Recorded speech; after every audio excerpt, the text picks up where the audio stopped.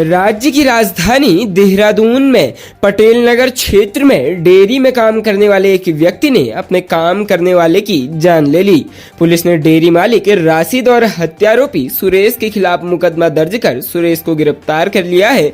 Inspector Suryabhushan Negi ने बताया कि अबजाल निवासी ग्राम बादशाहपुर थाना बिहारीगढ़ सहारनपुर और सुरेश निवासी नन्हेड़ा सहारनपुर कारगी चौक स्थित मुस्लिम बस्ती राशिद डेयरी में काम करते थे। दोनों डेयरी के ऊपर बने कमरे में रहते थे। शनिवार रात दोनों ने बैठकर पहले तो काफी मात्रा में शराब पी, उसके बाद किसी बात को लेकर दोनों के बीच झगड़ा हो गया। सुरेश ने अबजाल के सिर, मुंह और पैर पर लकड़ी के फट्टे से वार कर दिए, जिससे उसकी मौके पर ही जान चली गई। पूछताछ में पता चला कि आरोपी सारी रात उसी कमरे में शव के साथ रहा।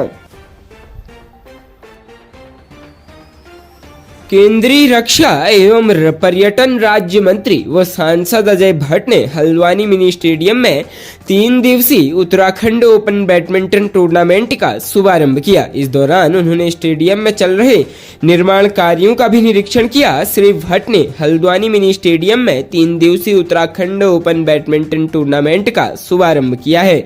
विभिन्न राज्यों से सैकड़ों प्रतिभागी अलग अलग आयु वर्ग के इस टूर्नामेंट में प्रतिभाग करने के लिए पहुंचे हैं।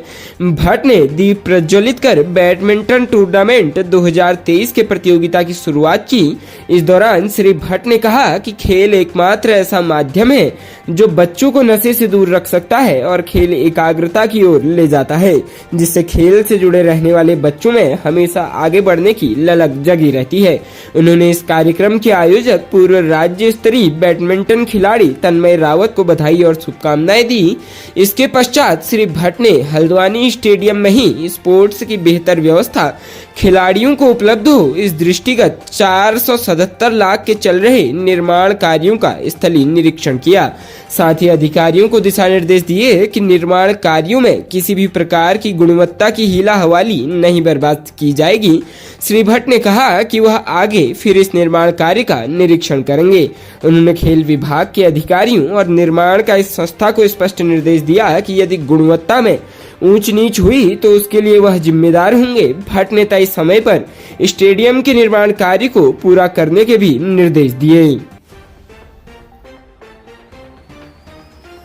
देवभूमि के नाम से जाने जाने वाले राज्य उत्तराखंड में असुरों की बिल्कुल भरमार नहीं है, यह कहना गलत नहीं होगा। 4 धाम में सबसे प्रमुख केदारनाथ धाम क्षेत्र में असुरी क्रियाकलाप हो तो यह कथन पूरी तरह से खरा उतरता है। यहाँ यह वाले क्षेत्र में शराब की तस्करी हो, यह अपने आप में बड़ा विषय है। चेकिंग के दौरान जिला प्रशासन की टीम ने एक वाहन से शराब की पेटियां बरामद की है। केदारनाथ यात्रा मार्ग में किसी भी प्रकार से नशीले पदार्थ एवं अवैध शराब की बिक्री न हो, इस पर कड़ी निगरानी रखते हुए निरंतर चेकिंग करने के निर्देश जिलाधिकारी मयूर दीक्षित द्वारा उप जिलाधिकारी, तहसीलदार एवं संबंधित अधिकारियों को दिए गए हैं। जिला आपदा प्रबंधन अधिकारी नंदन सिंह रजवार ने बताया कि अवैध शराब की तस्करी करने वालों पर आवश्यक कार्रवाई की गई। उन्होंने कहा कि वे श्री केदारनाथ धाम में यात्रा व्यवस्थाओं की तैयारी को लेकर केदारनाथ धाम गए थे तथा वापस लौटते समय रात्रि करीब 11:30 बजे स्थान फाटा से आगे तरसाली के ठीक नीचे गुप्तकाशी की ओर से गौरीकुंड जाने वाली वाहन संख्या UK 13 TA 1477 की चेकिंग तहसीलदार उखीमठ दीवान सिंह राणा एवं राजस्व उप निरीक्षक गुप्तकाशी एवं उनके द्वारा उक्त वाहन की चेकिंग की गई। चेकिंग के दौरान वाहन से 6 पेटी अंग्रेजी शराब की कुल 72 बोतलें बरामद की गई एवं मौके पर फर्द तैयार की गई तथा वाहन एवं शराब को अग्रिम कार्यवाही हेतु थाना गुप्तकाशी के सुपुर्द किया गया। प्रदेश में हरिद्वार जनपद के ज्वालापुर क्षेत्र में एक पिता ने अपने बेटे पर पाटल से जानलेवा हमला कर दिया। पिता का आरोप है कि बेटा अपनी सगी मां के साथ गलत हरकत करने का प्रयास कर रहा था। बेटे को लहूलुहान अवस्था में एम्स ऋषिकेश में भर्ती किया गया है। युवक के बड़े भाई की शिकायत पर पुलिस ने पिता के खिलाफ जान लेने के प्रयास का मुकदमा दर्ज किया है। पुलिस फरार आरोपी पिता की तलाश में जुट गई है। पुलिस से प्राप्त जानकारी के अनुसार ज्वाला ज्वालापुर कोतवाली क्षेत्र की लाल मंदिर कॉलोनी में देवेंद्र उर्फ मुच्छड़ अपने परिवार के साथ रहता है। देवेंद्र ने बीती देर रात्रि सो रहे अपने बेटे राहुल पर पाटल से हमला बोल दिया। ताबड़तोड़ वार से बेटा राहुल छटपटा उठा। चीख पुकार सुनकर घर में सो रही उसकी मां सुनीता व दूसरे बेटे सरन की नींद खुल गई। बीच बचाव करने पर आरोपी पिता ने उन पर भी हमले का प्रयास किया। इसके बाद बेटे को मरणासन्न अवस्था में छोड़कर पिता फरार हो गया। आनन फानन में राहुल को उसका भाई जिला अस्पताल ले गया, जहां से उसे एम्स से ऋषिकेश भेज दिया गया है। रेल चौकी प्रभारी सुधांशु कौशिक ने बताया कि राहुल ने कुछ दिन पूर्व अपनी मां से अभद्र व्यवहार किया था। उस बात से उसका पिता बेहद नाराज था। संभवतः इसी वजह से उसने बेटे पर कातिलाना हमला किया। कोतवाली प्रभारी आर.के. सकलानी ने बताया कि युवक के भाई की तहरीर पर जान लेने के प्रयास का मुकदमा दर्ज कर लिया गया है। जल्द ही आरोपी को गिरफ्तार कर लिया जाएगा।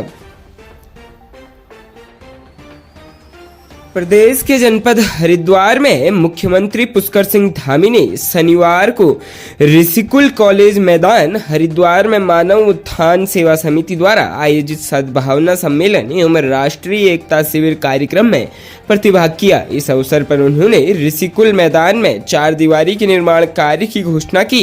इस दौरान मानव उत्थान सेवा समिति की ओर से मुख्यमंत्री धामी को आगामी 4 धाम यात्रा में आने वाले 1000 श्रद्धालुओं के लिए दुर्घटना बीमा चेक सौंपा गया।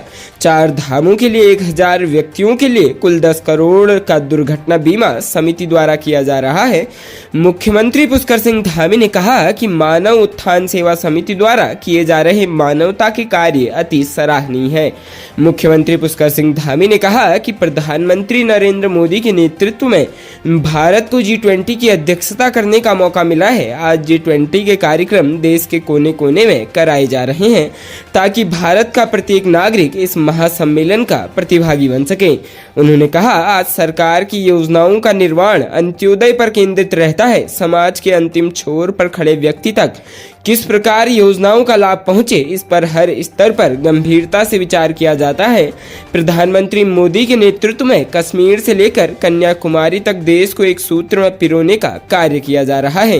मुख्यमंत्री धामी ने कहा कि प्रधानमंत्री नरेंद्र मोदी के मार्गदर्शन में राज्य तेजी से प्रगति की ओर बढ़ रहा है। राज्य सरकार ने आगामी 4 धाम यात्रा की पूर्ण तैयारियां कर ली है।